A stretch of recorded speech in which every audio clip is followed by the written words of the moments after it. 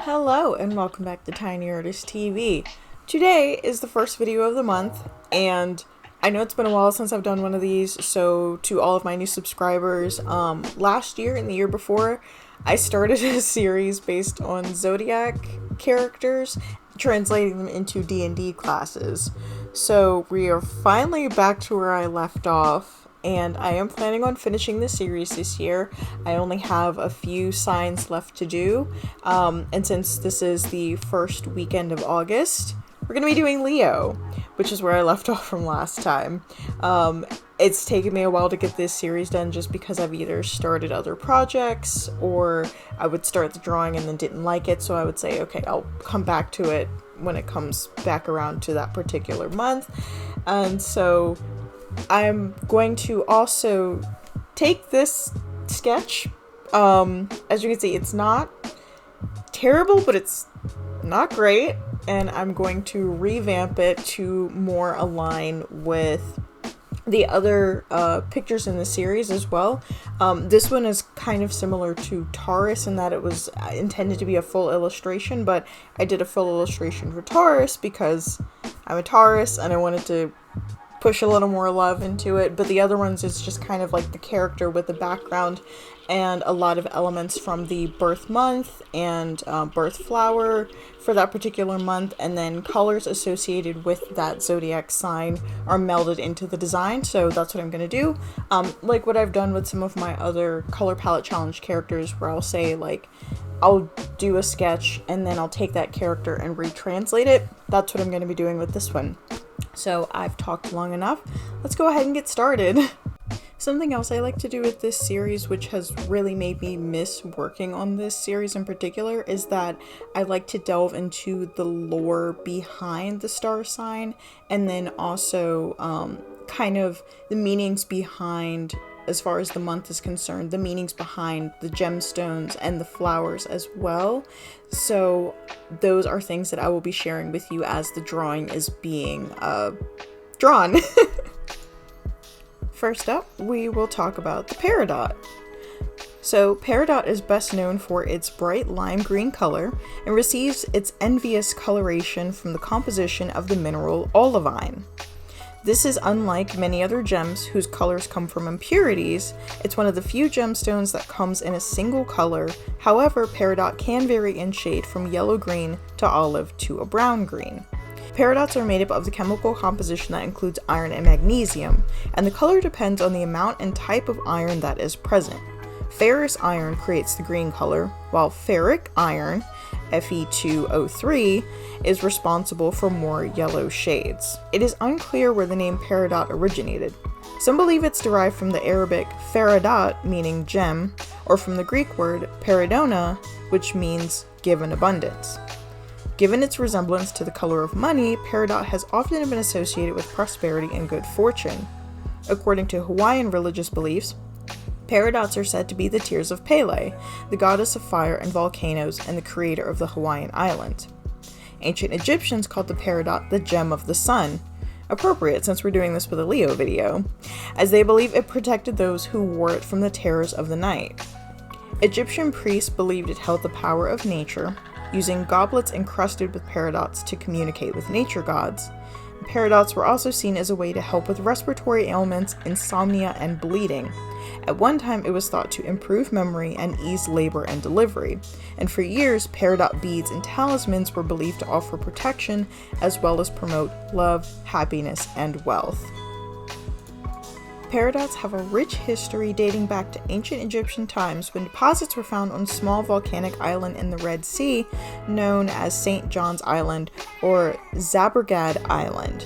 Pliny the Elder, an ancient Roman naturalist, is also among those who have written about the island and its gemstones. For many years, the gem was often confused for emeralds. In fact, it is thought that a portion of Cleopatra's emerald collection was in fact made up of peridot, and is not the only time the gem was confused for an emerald. The 200-carat stones made up in the Three Holy Kings shrine in Germany's Cologne Cathedral were also found out to be peridot. In the Middle Ages, peridot were worn to provide foresight and inspiration, and Romans used the stone to protect against enchantment. In 2005, a peridot was found in comet dust upon the return of the Stardust space probe. And in addition to being the birthstone for August, Peridot is also the gemstone given for the 16th wedding anniversaries. While most birth months are associated with one or at least one main flower, I have decided to include both birth flowers in this character design / illustration, and so both of the birth flowers for August are the Gladiolus and the poppy. So we'll start with the Gladiolus because that is the more popular one for August, I believe. The Gladiolus is a member of the iris family and is a native to Africa, the Mediterranean, and southern Europe with more than 300 species. It is known as the sword lily, and the gladiolus got its name from its sword-like appearance of its leaves. The gladiolus itself comes from the Latin word gladius, meaning sword, and Roman gladiators would wear the flowers around their necks in competitive games. Now, if you watched my harpy video, you actually would have already known this little bit of information because I included that in the illustration. I wanted to do flowers that were specific to that region that the harpy came from. So it may be old news to you, or maybe a refresher that the gladiolus is also known as the sword lily. The flower has long been a symbol of strength, victory, healing, and honor. It has also been associated with moral character, remembrance, and intelligence. In Victorian times, romantics believed that the beauty of the gladiolus could pierce another's heart with love. In floral meanings, the flower also came to symbolize infatuation, love at first sight, and faithfulness. Each color of the gladiolus holds a different meaning. Red, symbolizing love, romance, or passion, typical of most red flowers. Pink, meaning compassion or mother's love. White represents innocence and purity. Yellow, symbolizing friendship and joy. And purple, symbolizing fortune and beauty. In addition to being one of August's birth flowers, the gladiolus is traditionally given as a gift for 40th anniversaries. And now the poppy. The poppy, in addition to being a longtime symbol of remembrance, is also a symbol of sleep, peace, and death, but also resurrection, most associated with its opiate qualities. In Greco-Roman myths, the flowers were part of offering to the dead, and poppies were found on tombstones to represent eternal sleep. According to Greek mythology, the poppy was associated with Demeter, the goddess of agriculture. It was believed if poppies grew in your field, a bountiful crop would follow. And in ancient Greece, poppies were associated with Hypnos, the god of sleep, Thanatos, the god of death, and Morpheus, the god of dreams. It is believed that poppy flowers will help you remember your loved ones who have passed, and is the state flower of California. Alright, now let's get into the main attraction, the star of the show, if you will.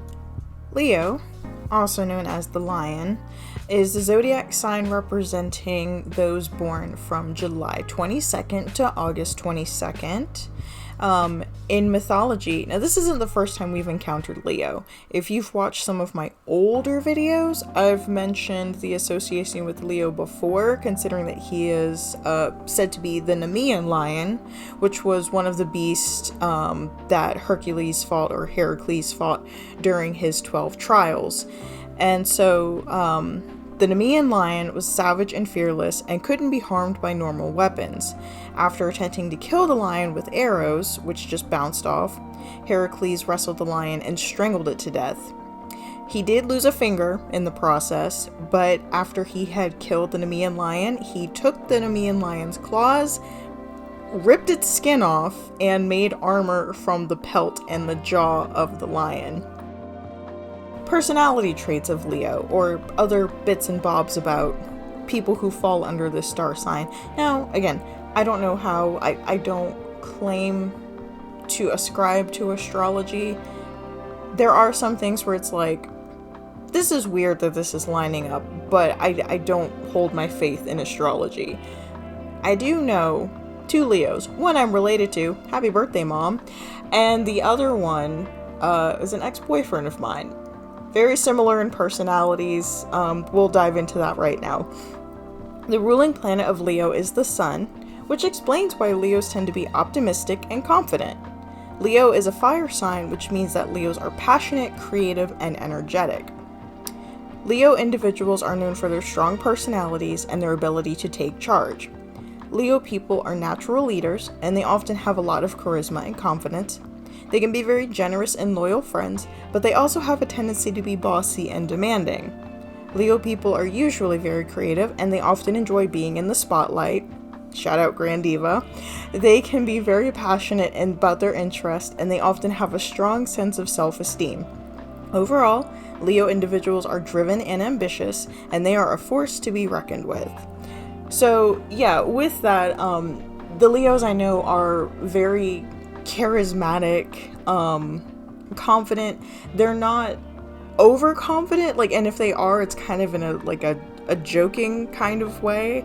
So yeah, that's all I'll say about that before I get in some kind of trouble.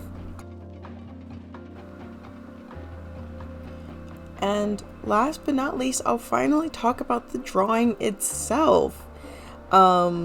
So I chose, for this particular Zodiac sign, I chose the Beastmaster class Ranger. And you're probably looking at this thinking, how is this any different from a Druid? Well, viewer, I'm glad you asked. So the main difference between a Beastmaster and a Druid is that in 5th edition, Druids no longer get the animal companion feature. Instead, they get wild shape at an earlier level, but in 3rd edition, or 3.5, both the Beastmaster and the Druid are very similar, with the exception of the spells that they are able to use and the abilities that they have access to. Now granted, I did dress this character in more druidic fashion than traditional ranger fashion. Typically, you think of a ranger character having ranged weapons, hence the name. But since this character is a plains dweller, he wouldn't necessarily have a bow and arrow, especially since he has 2 giant lions at his behest. So that's the main drive behind the decisions I made when designing this character. And also, I finally drew another guy character. I know it's been a while since I've drawn a male character, because for me, female characters are just easier to draw, and most of my men end up looking very similar, but I'm happy with the way this one turned out. And of course, I did also enjoy being able to add whatever colors I wanted to, or whatever colors were deemed necessary for this particular illustration, versus being shackled to a particular set of colors. I mean, the color palette challenge is called so for a reason. It's a challenge, but being able to kind of shake the dust off and decide for myself what colors this illustration needed felt very refreshing after doing several weeks of the color palette challenge in no Zodiac video at this point, because the last sign was Cancer and I did that one last year. So yeah, this is I believe the first video aside from the lighting video where I have chosen the colors. So yeah. Anyway, that brings us to the end of today's Zodiac video, and I hope you guys enjoyed the little fun facts and tidbits. If you haven't watched the other Zodiac signs, or if you missed the other videos, I have them in a playlist. I'll put them at the end of the video, and then of course I'll put all the links for where I got my particular information about the flowers and birthstones down in the description. But yeah, I'll see you guys in the next video. Until then, have a weird day.